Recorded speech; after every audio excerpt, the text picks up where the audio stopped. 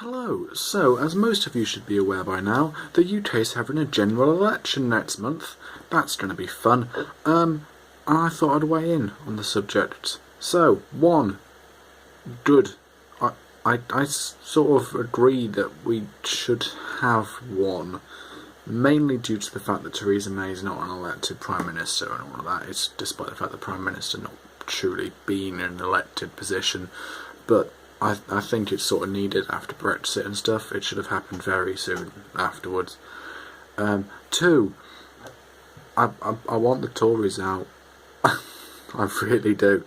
I don't like a Conservative government. I'm not going to say who I'm going to vote for, but I'm just going to say I don't want the Tories in. So yeah, that brings me on to number three. No matter what your opinion, go and vote if you can. You can only vote in the UK if you're 18 or over. So if you will be 18 or over on the 9th of June or the 8th of June, it's something in June, early June, then go and register to vote. You need to register to vote by like halfway through May. There will be a link in the description to where you need to register to vote. Go and do it if you haven't, I beg you. Because if you vote, then if it's not a good outcome, you get to moan about it. To me, if you vote, you have the right to moan. You don't vote, you have no right. Because you didn't say anything in the election.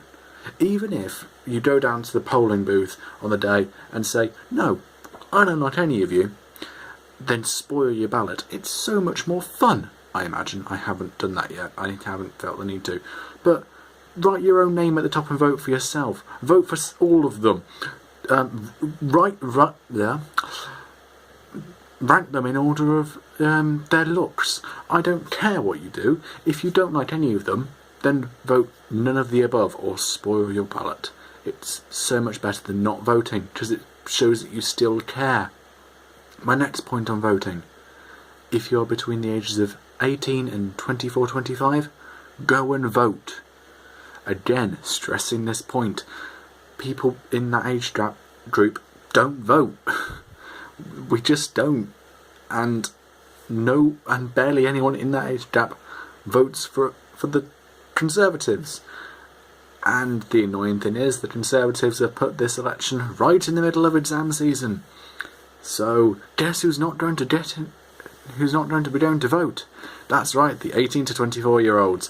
Because they're in the middle of exams and they can't afford to be stressing about both an election and their exams. Because while the election will fuck up the general future of the public in the UK, the exams will make individuals' futures. Because if they fuck up, then life plans can go. But you can do a thing called a postal vote.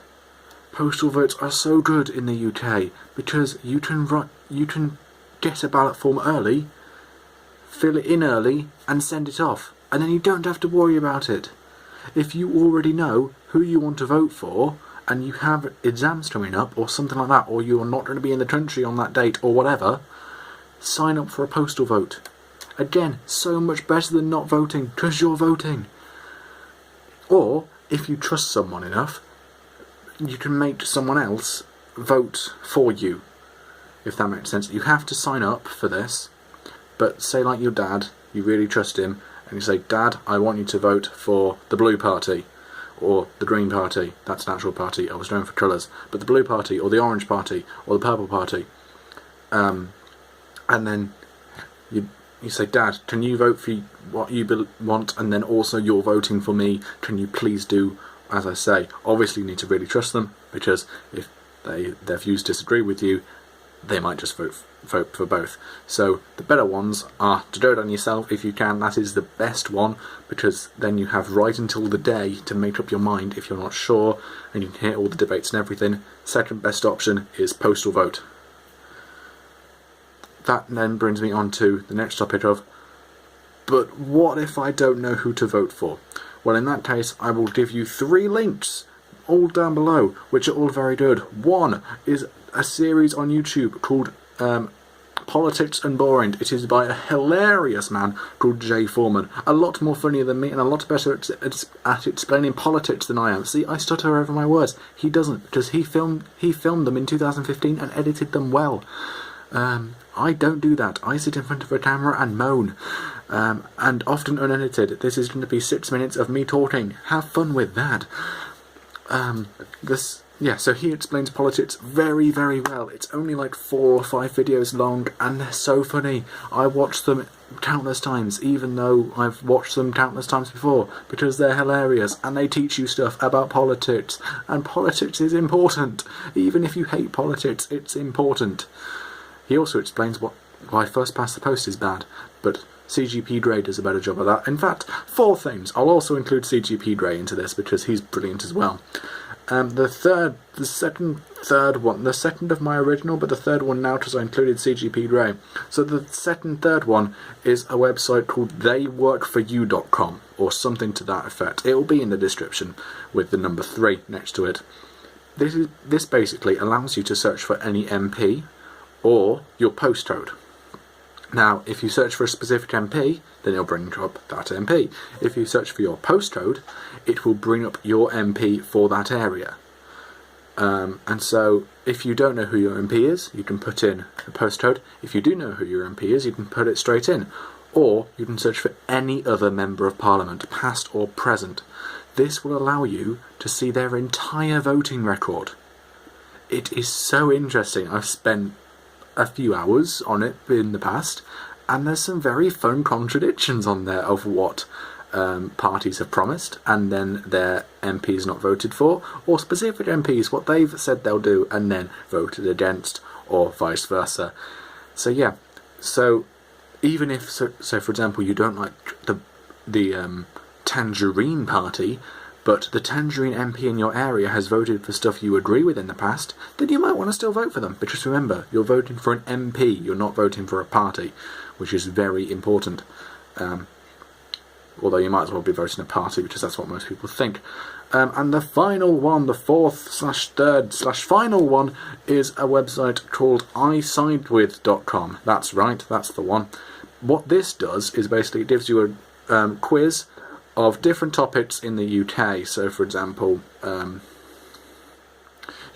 certain topics like education, or the NHS, or foreign aid, or immigration, that's the one I was looking for, or tax, or whatever. And you say what you think about those topics. It gives you a question. So, for example, do you think Brexit should be happening? You can vote yes, no, or other.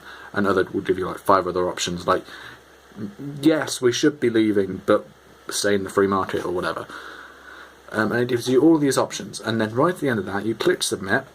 It does a whole complicated algorithm, I don't know how it works, and then it tells you all the different political parties in the UK and how much your views agree with them. So for example, it will say 69% the Green Party, 69% the Orange Party, 12% the Blue Party, or whatever. And it will tell you all of those, so you know in theory who your views agree with the most. After that, you can then look at how people in the UK tend to agree with you, people in your local area. So for example, for me it was Coventry, and then people in your constituency, because the UK is divided into like 530 odd different constituencies around the UK. So I won't say what mine is, because people will know the general area where I live, and not that people would want to stalk me, but if they wanted to, they could possibly find out. So it tells you what your constituency is and how people agree with you, and where you should move to if your views match up with another area of the country and stuff like that. It's a brilliant website, and even though I already knew who I was going to vote for, it confirmed my suspicions of who I believe in, and also made me a bit more aware of what different parties agree with, rather than just reading countless manifestos, which is so much fun, I imagine. I've never actually done it because they're boring. So that wraps up this video, because it's been 10 minutes of me talking, not the 6 that I thought it was going to be. So I will leave all of those things in the comments in the description down below. Feel free to have a conversation in the comments. It's what they're there for, and politics is interesting. Go and talk about it. Go and register to vote if you are 18 or going to be 18 or over, and I will see you in the next video, which hopefully won't be as big of a gap as last time. Goodbye!